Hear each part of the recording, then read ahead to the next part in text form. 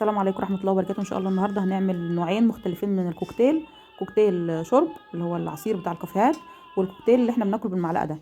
لو مفيش رمان مفيش مشكلة، نشتغل بأي فواكه موجودة. هنعمل كوكتيل حلو جدا النهارده هيعجبكم. معايا كام نوع فاكهة، 5 انواع فاكهة.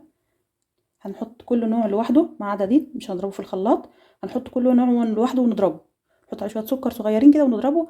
لو ينفع ينضرب من غير مية يكون افضل، لكن لو الخلاط ما مشيش بيه نحط شوية مية.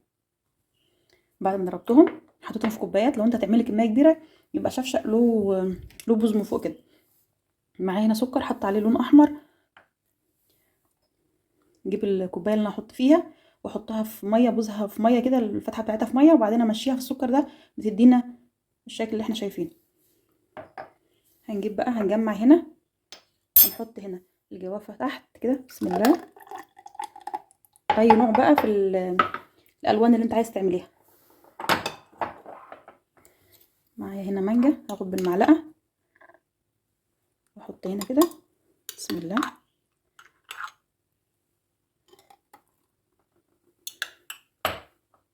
وبعدين هنجيب الفراولة نفس الحكاية برضو. بسم الله كده.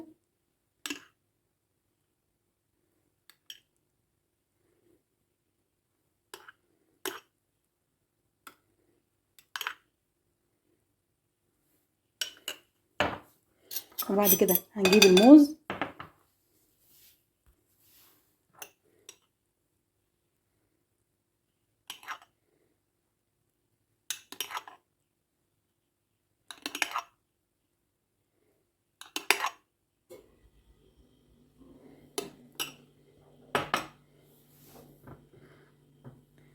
وفي الاخر هنحط رمان.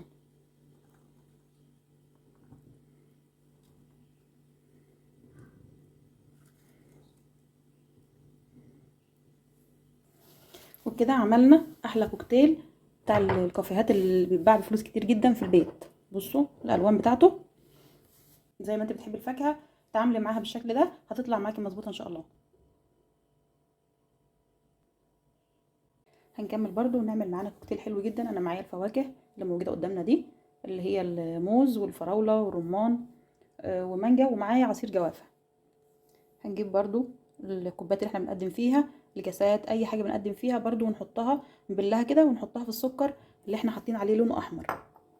تمام. وهجيب احط هنا في القاع جوافه. بسم الله. انا مخليه الجوافه يعني سميكه شويه. هنبدا نحط بقى، نجمع الكوكتيل بتاعنا.